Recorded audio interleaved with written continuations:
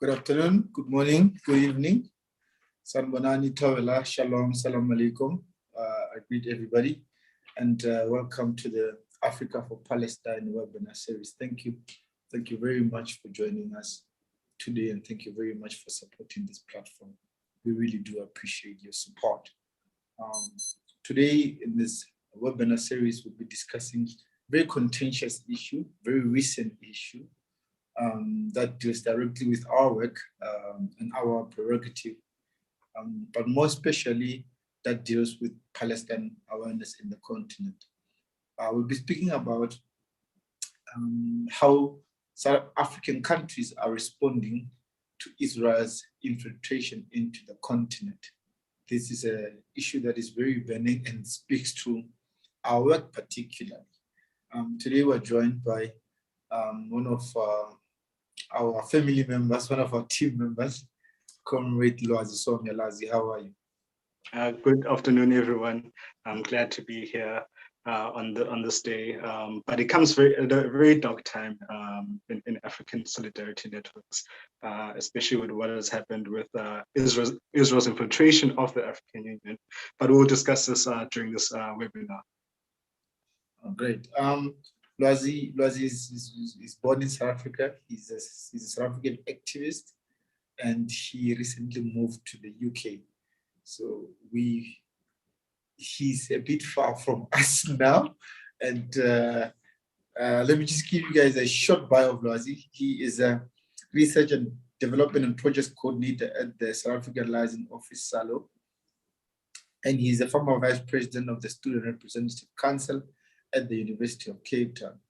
He is a Chevening scholar currently studying in the United Kingdom towards his Masters of Science in International Relations at the University of Bristol. Again, welcome to the webinar series, Lwazi. Interesting enough, we had Lwazi in this webinar series last year, if I'm not mistaken, and we were talking about the efforts and the attempts of Israel to infiltrate the continent. And we spoke at length about history of solidarity with Palestine, the PLO getting their first office in Tanzania under Julius Nyerere, and that rich history of solidarity, comradeship, brotherhood with comrades in Palestine, given at the time African countries were gaining their independence and their freedom. I don't want to say funny enough, but recently Israel got something that they had a project for about 10 years now. Over 10 years, they had a project to be admitted into the African Union to get observer status. This has happened in the past couple of weeks. It has made headlines, and I'm sure we've all seen it. And we're just going to have a discussion with Lwazi about how did it come about, what it means for the African continent, and more especially how are African leaders, African continents responding to this. Just to start with, Lwazi, just tell us, how does one come to get an observer status in the African Union? Just tell us the process. So the African Union itself is differentiated onto two bodies. Number one, the African Union, where all the heads of state sit, and those African Union leaders deliberate and make decisions based on resolutions, and upon those resolutions, they get taken up onto the African Union Commission for implementation. Now, the African Union Commission itself is the day-to-day running of the African Union as an institution. Now, what has empowered the African Union Commission is the observer status or acceptance of credence letters from states or non-government organizations. So what you've seen in the UN is institutions and organizations such as Amnesty International and Human Rights Watch getting observer status within the United Nations and also the Holy See.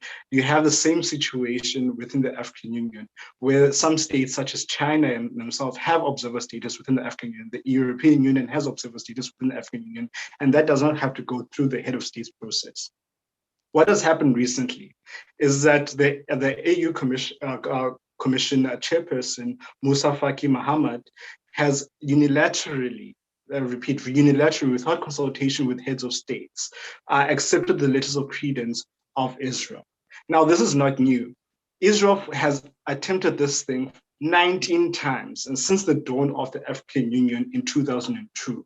Before that, the African Union was the Organization of African Unity, which was the unity of African leaders and against colonialism and against the settler colonial composition and infiltration of Africa itself.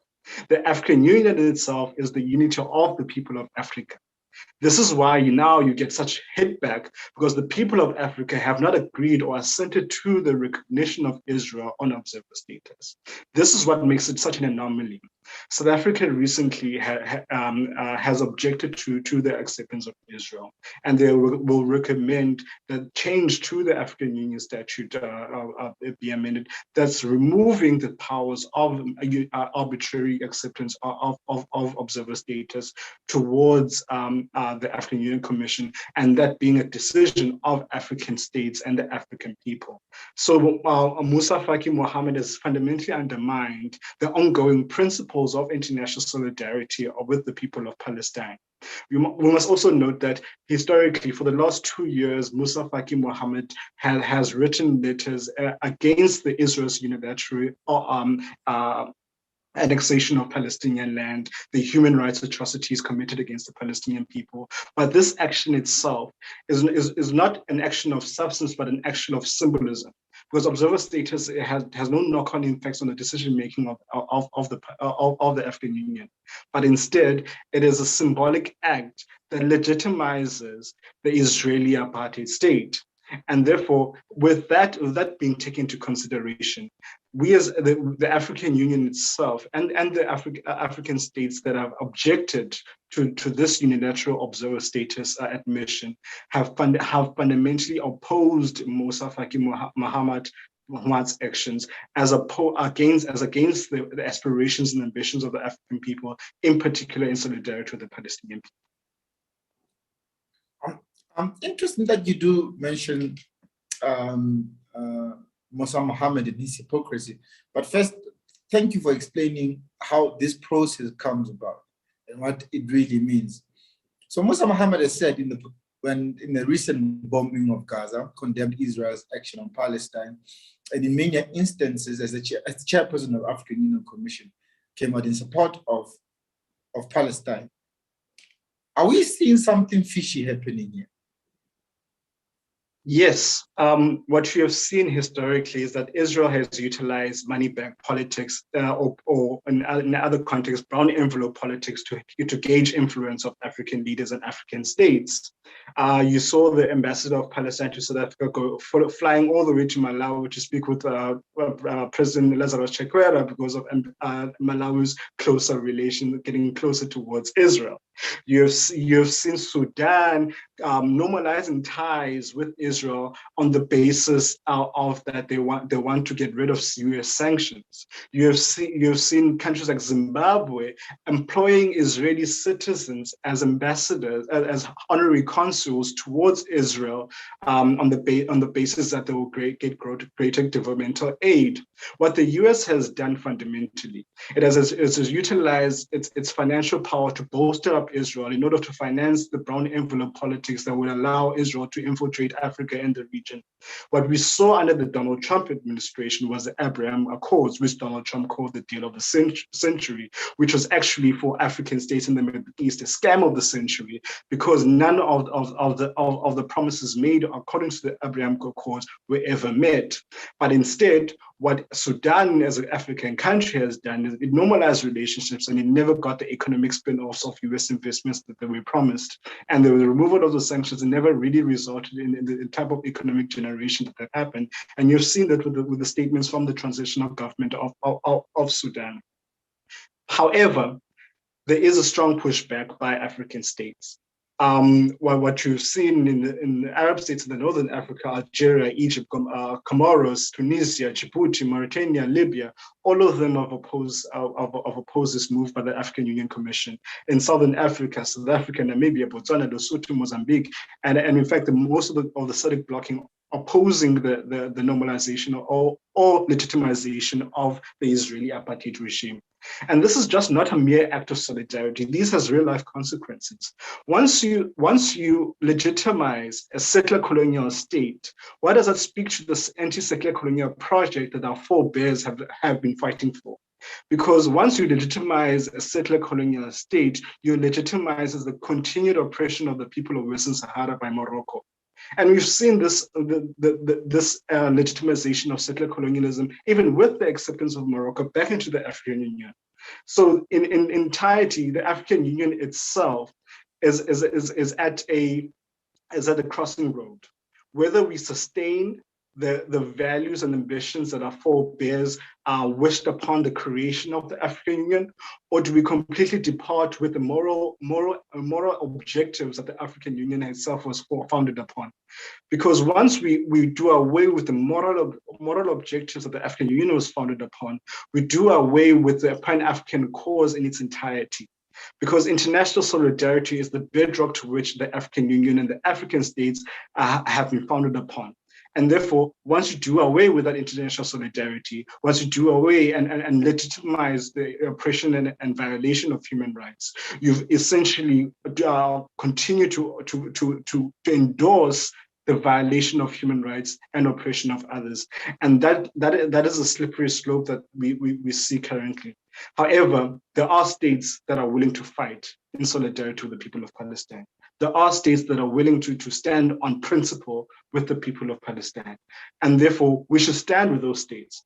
We should condemn governments that are complicit in the occupation of the people of Palestine. We should continue to hold the moral authority. Cornel West, the infamous public intellectual, always says that the foundations of truth is to uplift the voice of those who suffer. And fundamentally, those who suffer currently are the Palestinian people. And it's in our moral obligation as Africans, just as the Palestinians did, whilst being oppressed, echoed and loud hailed the oppression of us as African people, in particular the people of South Africa during apartheid. And therefore, it's innate in our duty as Africans to also echo the voices of the Palestinian people and their suffering by not legitimizing a settler colonial state such as Israel. Many supporters of Israel have raised a very sharp contradiction to this, that these African countries that have come out against this move have in their own domestic countries embassies of Israel.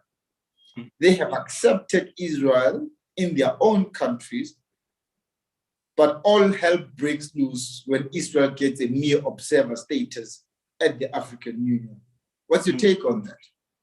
So there's this notion within the African continent that we have this role in mediating the conflict itself, which is a very shallow argument that many people have made. So we've seen South Africa downgrade its relationships with Israel, downgrade its office to liaison office, which fundamentally does not normalize its relations and does not give legitimacy to the Israeli government.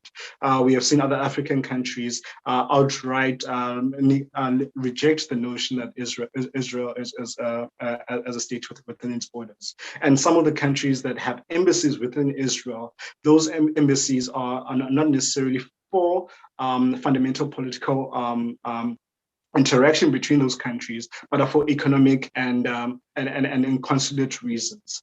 So consular reasons is when you have a foreign country citizens, they can provide consular services so they can go back and forth between those two countries. And that's a accepted wide diplomatic practice. But that does not legitimize the political interaction or the legitimization of those states. So even when countries oppose the African Union's move, it is a fundamentally a move that says that we as African people, as a collective, fundamentally reject legitimization of Israel as a continent in totality. Let's leave apart the domestic situation, but the legitimization as an African bloc means that we as African people stand firm in solidarity with the people of Palestine, and therefore we refuse to be bullied down by money back politics, and we refuse to be bribed by the global West in order for us to legitimize this settler colonial apartheid. And therefore, even when countries have embassies, it is for those pragmatic reasons rather than the political cause of the Palestinians' rights for self-determination. And therefore, when the African Union and the African states say that we do not want Israel to have observer status on our backyard, it simply means that we as African people stand firm as a collective against a legitimization of apartheid Israel. And to put it in another context, Ali, when I mentioned earlier that the OAU was an organization of African leaders and the AU being an organization of the African people, those are two fundamentally different propositions. The leaders of the African Union were for unity of the African leaders, but now this one is for the unity of the African people.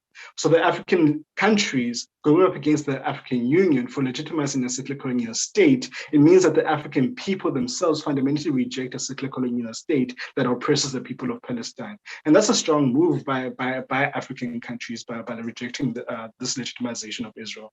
And that strong move means that we as African people still hold the same moral authority that our forebears had when they envisioned the solidarity, international solidarity against colonialism that the African Organization, African Union was founded upon. So if and also we need to deal with the nature of the colonial political economy of Africa. So the nature of the colonial political economy means that the African economies themselves will perpetually be dependent on foreign aid, foreign direct investment, extraction of natural resources, and non-beneficiation of those resources. What the West has done by fundamentally funding Israel, like the USA has done, is that they've given Israel a money-back purse to fundamentally bribe countries in order for them to legitimize them even in their own back doors. So the continued existence of Israeli embassies within African countries, even though they fundamentally on principle reject Israel being legitimized by the African Union, simply means that the money-back project of Israel and the West is fundamentally working. And it is not necessary that the African people in those countries are fundamentally in agreement with the continued settler colonial state of apartheid Israel and the occupation of Palestinian land.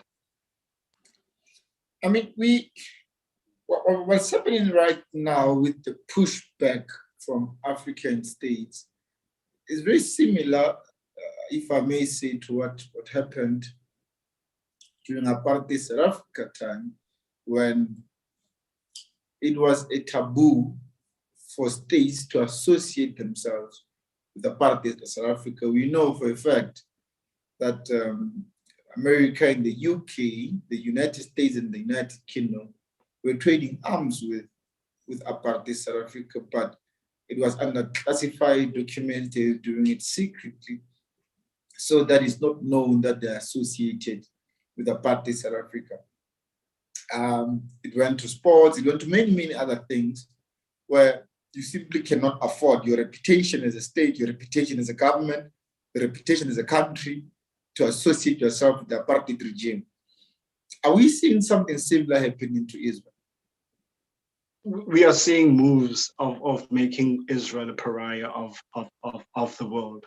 However, the Abraham Accords under Donald Trump were very tricky. Fundamentally, they were a failure of trying to find peace and security within the Middle East. But Donald Trump played that up and saying that now we're creating normalization of relations with Israel. But what has happened since? Since the normalization of relations with Israel happened with Arab states, and secondly, since that normalization happened, it gave a green light towards other African states to normalize relationships, even though they fundamentally disagree, because they think that the economic spillovers that were envisioned within the Abraham Accord will happen to them. So, for example, I gave an earlier example of Sudan, which had firm belief that the Abraham Accords will relieve them from US sanctions, and therefore there'll be economic spillovers. But what you see currently is that the transitional government has not seen any of those economic spillovers happening. And what has happened now is that they're seeing that lie that the West has perpetuated, that through the normalization of relations with Israel, one it will fundamentally increase their developmental trajectory. And we've also seen it with Zimbabwe, for example. In the previous webinar, I warned about Zimbabwe getting closer to Israel. And what has happened is that they appointed two people. One person was Rani Levi Musan, was an honorary consulate of Zimbabwe, who was an Israeli citizen, who was an honorary consul to Israel on behalf of Zimbabwe. And the other was Moshe Itzhak Oshpet Cha, right? Now, Moshe was recently terminated by the Zimbabwean government. And in fact, in February 2021, it was terminated. Why? Because the economic spillovers of trying to set up relationships with Israel never came to fruition. The other aspect is that the money bag politics of the Israel itself, their influence is beginning to wane on the basis that the economic promises of developmental aid are not beginning to come to fruition. Similar to how the apartheid state itself had a trauma offensive on the African continent, backed by the USA, backed by the UK, backed by Israel itself in terms of arms and weapons. These trauma offensives are not fundamentally linked to the moral obligation that the international community has.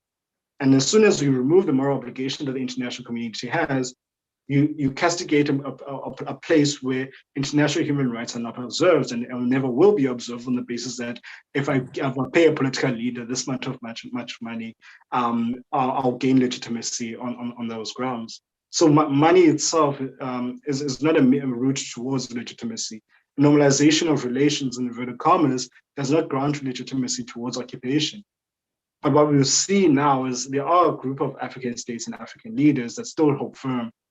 They still hold firm on the moral authority and the revolutionary moral authority that the African Organization of African Unity was founded upon. So if we look at this apartheid colonial mechanism, so for example, one of the first African countries to normalize relations was Morocco. Morocco being a settler colonial state itself. And the reason why Morocco legitimized Israel and normalized relations with Israel is because they wanted to put in solidarity with the same people who were conducting the same war crime, international crimes as they were doing to the people, as Morocco is doing to the people of Western Sahara.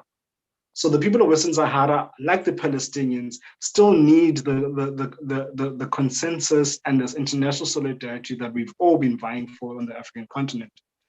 So when we look at what has happened since the Abraham Accord, the normalization of relations by the Arab League and the Arab states has fundamentally given the green light of others who do not want to be interrogating the human rights atrocities on the African continent by siding with a country that is morally dodgy, like Israel.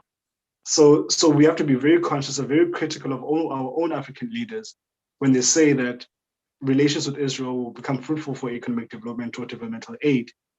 And that is the nature of a colonial economy, because the leaders themselves want to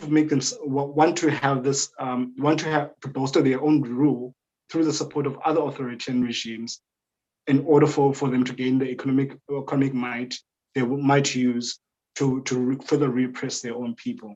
So we shouldn't be surprised when other authoritarian leaders on the African continent begin the normalization process with Israel. But we should not give up on our fight. Our fight is one of moral integrity that is based on the values our forebears gave to us. The foreign ministry of Algeria came out guns blazing when this decision was announced. And we know that Algeria is one of the countries in Africa that has strong solidarity with Palestine. They've set a stern warning that if this decision were to stand, there's an opportunity to divide the African Union and thus the African continent. we know that we have our own political differences and political conflicts among states. Morocco and Algeria on the issue of Western Sahara, Swaziland and SADC countries on the issues of human rights violation, the Ethiopian Eritrea war, and in Libya. So there are many political turmoils that internally African states and African government have to deal with. Do you perhaps agree with the Algerian foreign ministry that if this decision was to stand, there's an opportunity to divide an already divided continent?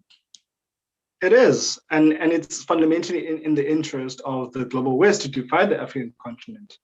For example, we adopted the African Continental Free Trade Agreement, which essentially had an Agenda 2063, which fundamentally had the goals of silencing the guns in order for us to foster regional and continental regional integration.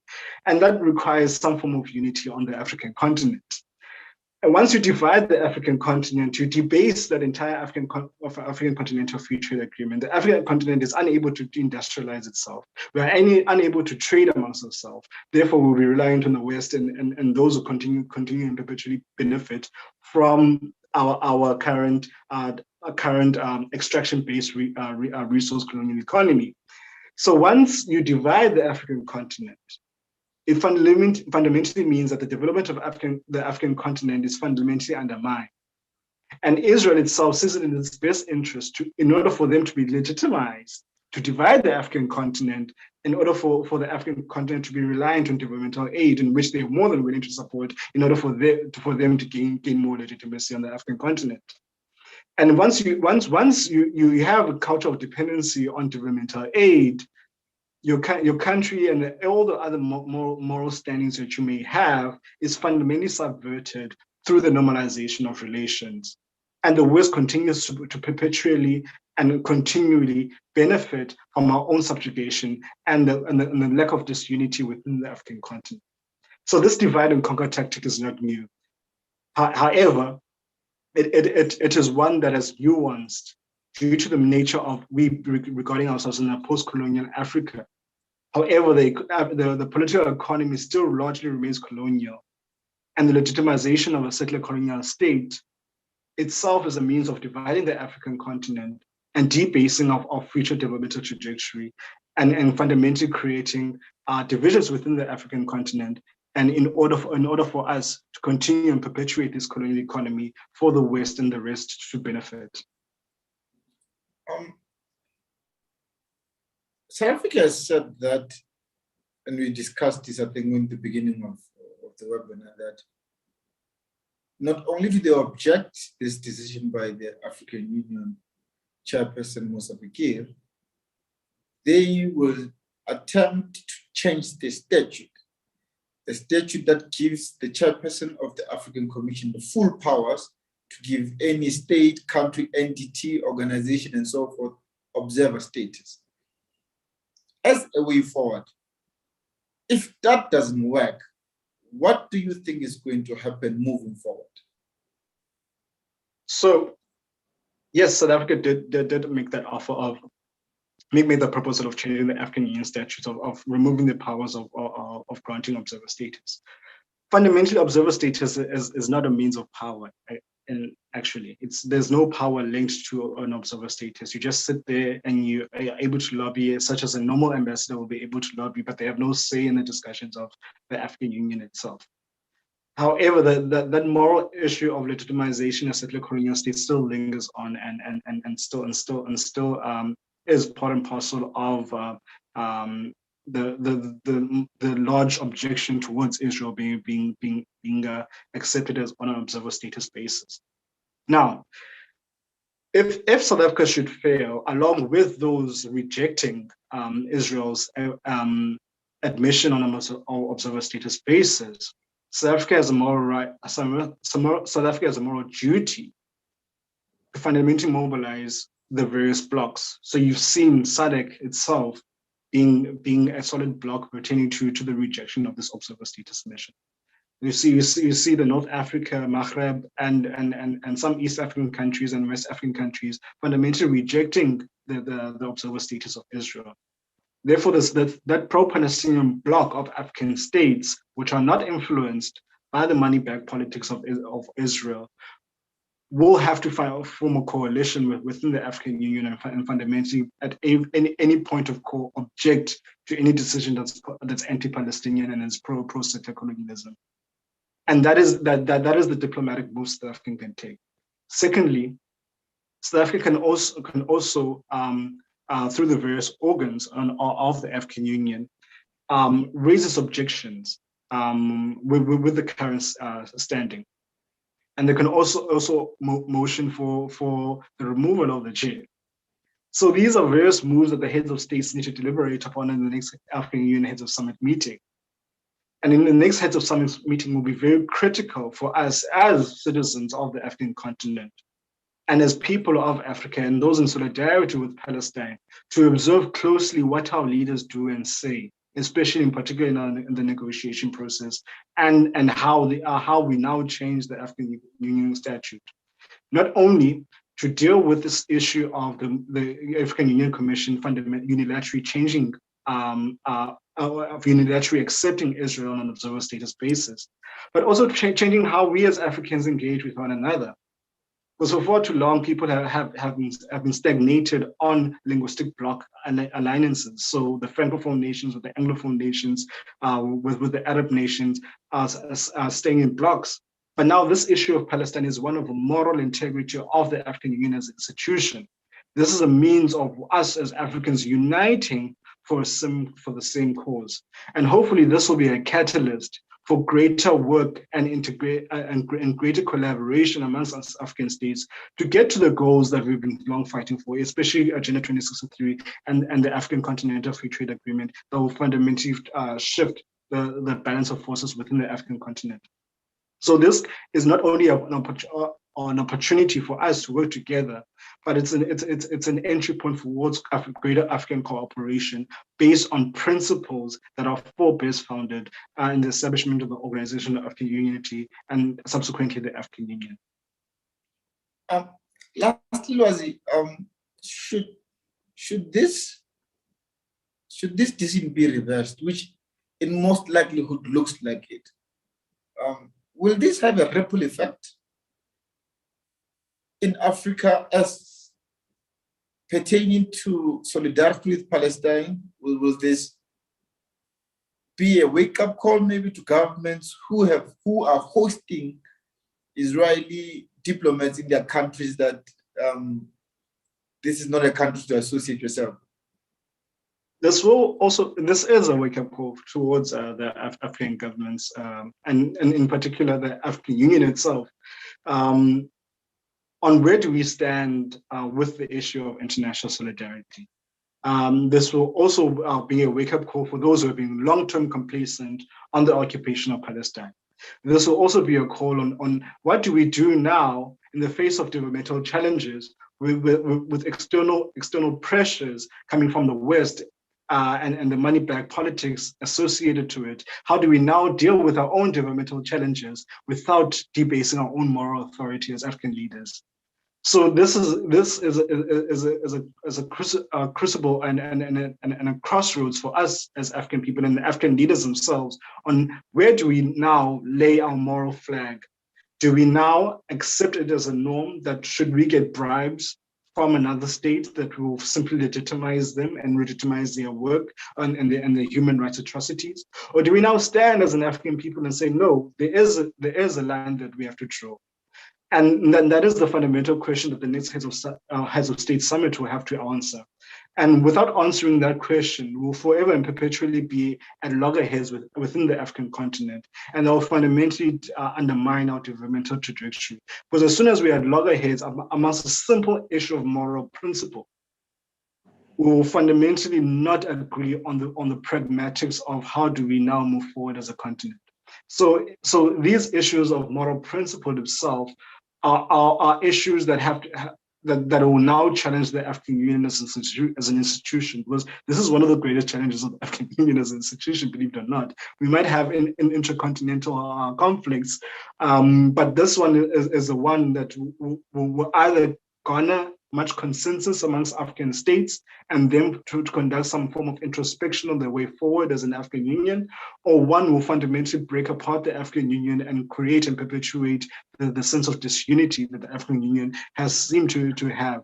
Because once you do, since it's an external matter, so-called external matter, and a matter of international solidarity, and that one does not have direct impact on us, it will fundamentally create the roads of access of inquiry and cooperation that African states have been long trying to find an entry point to. So this is a window of opportunity that I call on African leaders to see it as. It's a window of opportunity to not only assess whether or not our moral basis is still in check as African states, but also in a window of opportunity of whether or not we as Africans still hold on to the values that our forebears envisioned for the African continent. So once we have established that, we will have to move on to other issues of developmental challenge now as Africans. So we'll begin to rethink, how do we now develop without the influence of external money? How do we now integrate our continent without the involvement of external people that might debase our developmental trajectory? How do we now engage with the international community? How do we now engage with the West? How do we now engage with the East? And that will necessarily trigger the kind of thinking that we the international relations scholars have long been dying for. So this is a very big window of opportunity, especially leading up to the next Heads of State Summit. And if the African leaders miss this opportunity, we as African people are doomed, because we cannot forgo our moral integrity as Africans for mere bribes by not only the West, by the puppets of the West, such as Israel. We must also continue to fight for our own development and our own means of standing up and be right and be upright human beings, and no longer be the dark, so-called dark continent. We are alive with positive. We have the mineral resources, we have the resources, we have the human capital, we have everything that we need for us to develop and to lead the world eventually. But all we need is that spark and that catalyst for us to think in cooperation, in solidarity, and for us to have certain principles that will allow us to develop as a continent, unite, and eventually chart a way forward that our forebears envisioned when they fought against the wars of colonialism. Thank you very much, Lwazi. And I also believe that this, in cricket terms, Israel has bowled Africa a Yorker. So we can either hit it for a maximum, which the opportunity we have, especially at the summit of heads of states, we will be checking closely who is with us and who is not. This is an opportunity to see also which African states are having backdoor dealings with Israel. They'll be exposed in the open, and we'll be able to name and shame them as well in the process. So I think this is a Yorker, but it can go for a maximum, or it can go completely different way. Thank you very much, Lwazi, again for accepting our invitation and explaining to us in detail this decision by the African Union, and distinguishing from the African Union Commission and the African Union Head of States as well. Thank you. And if you have any question for Lwazi, he's on social media. He's on Twitter at Lwazi Somya. He's on Facebook and Instagram as well. Lwazi Somya, you'll find him. He does a lot of things. He talks about a lot of things about international relations, solidarity, and so on. He'll be able to answer any question you might have on any of those platforms. Lwazi, again, thank you, and have a good day. One last word. Mm-hmm. We see that this decision of this coming down to our heads of state.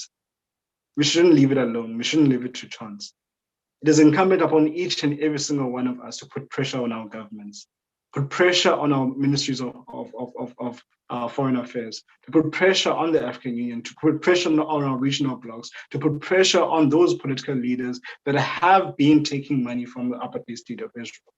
For no longer we should wait on the wayside and wait until African leaders have made decisions on behalf of us. Like I said before, the OAU was the Organization of African Unity of Leaders. The AU is the Organization of Unity of the African People. So we as people of Africa should not now remain complacent as our voices are being bastardized by African leaders who are accepting money-backed politics. We should now advance a struggle that is in solidarity with the oppressed people of the world. We should advance a struggle that fundamentally dictates our moral obligation as African people in protection and in solidarity with the people of Palestine and all oppressed people of the world. So we should not leave this to chance. We should continue putting pressure on political organizations. We should continue putting pressure on heads of state so that they too realize the moral obligation that they have on their shoulders. And fundamentally, this is not just for Palestine. It is on the moral authority that we as people of Africa have to not only one another, but the oppressed people of the international community. Once again, I'd like to thank Africa for Palestine for being their guest. Thank you, Ali, for hosting this webinar. And Ali told you where you can find me, and I'm open to engagement with anyone. So thank you very much. And thank you for listening to every single one of you. Assalamu alaikum, diabulela. Thank you. Thank you. Okay, bye, Lwazi. Cheers.